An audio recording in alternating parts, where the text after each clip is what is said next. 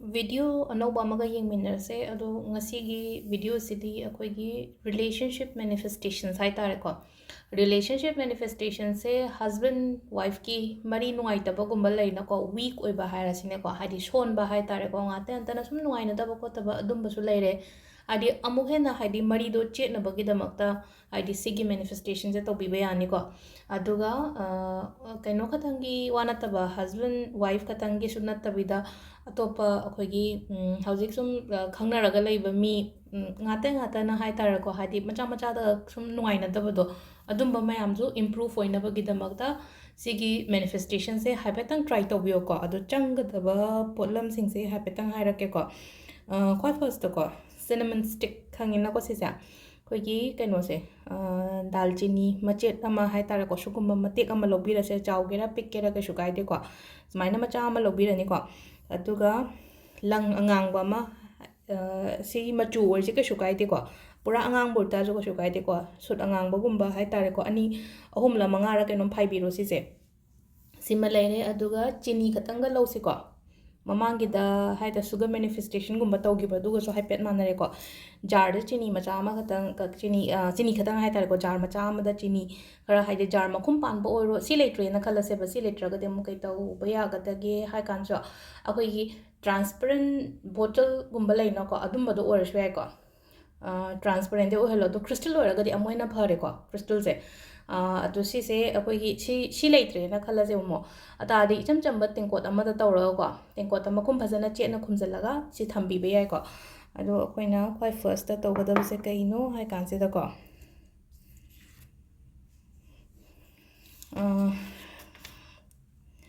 Azik sum aina idoi se hai tara ko che machi chi idoi se hadi keno khatangi wasuna tabida ko akoina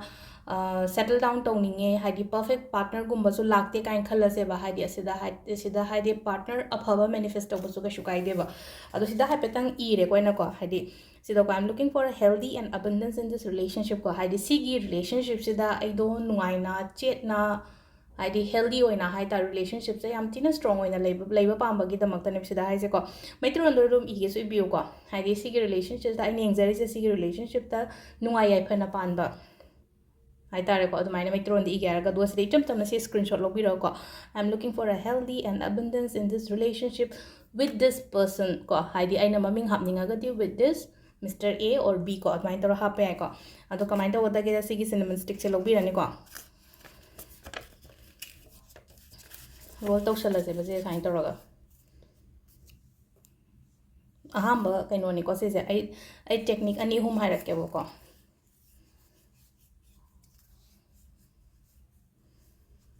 ai sho mamang da sugar manifestation tawgibne haidi relationship ki dina tab atopa tawgiba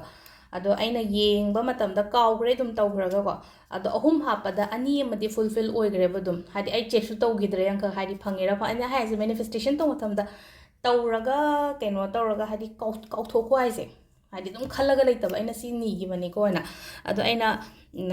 na no mang khak sigi jar se thi bada aina si se lei gi bani ko tawraga taw matam sida hadi ngasai aina ai gi chit myam da lothoko matam da ahum hapada ani amadi fulfill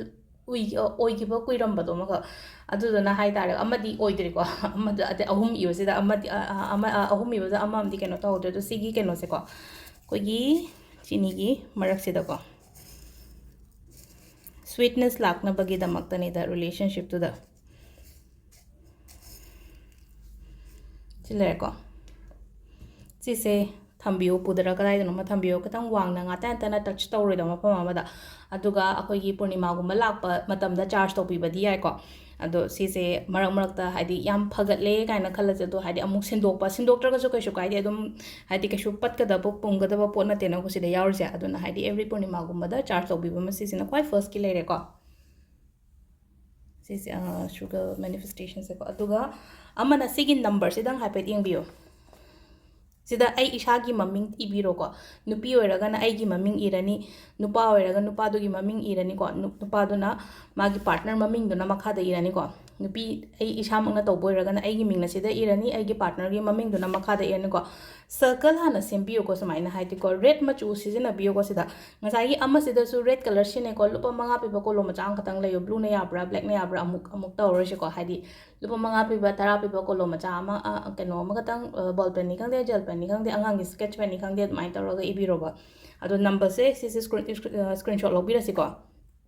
मथक्ता अैगी ममिंग इरो मखादा सिगी number से इबिरोको 76254452 को अदुगा मखादा अैगी partner की ममिंग से को सिसे कदाई थमगदगे हाय कांसिदा अयुपुदा थेलो उपु मनुंगदा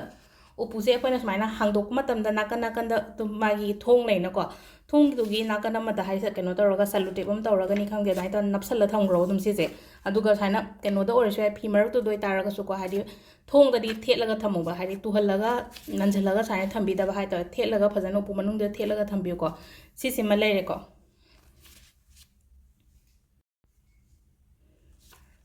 अदुगा आई symbol अमगा हाइजरकेको सिन मनिंगसिदा दुम येगे symbol से सुमाइना 0 दौना अमा कोनबिरोको अदुगा मखादा line अमा चिंगानी सुमाइन तौरगा सिगी symbol से अैगी ओइ थंबगी खुदांगुंबदा इबीबा हाइतारेको ओइ थंबगी खुदांगसिदा अदुम हाइतारेको रिलेशनशिप से फगत्रि फावबा अदुम इबीबा हाइतारे नत्रगा अफब रिलेशनशिप अमा लाक्ट्रि फावबा हाइतारेको सिगी सिंबल से अखोइना अदुम साइगुंबदा येकपा याइको कमाइना येक्तोइनो सिदा हाइना तौरगा हाइदि सर्कल अमा लेरे मखादा लाइन अमा चिंगदरे जस्ट सुमाइन तौरगाको अदो सिसिमा तौबिबे अहुम से हाइतारेको ngasi गोइना रिलेशनशिप मैनिफेस्टेशन तौबो कोपा सुम पावगो फाउनागिदबा खोतबगुगुंबा सुम लैनाको नुंगाइनागिदबा प्रॉब्लम मचा अमदगे अदो सिसे अैना सि तौजबे याइबसि तौरगा येंगबियोको मैम थैंक यू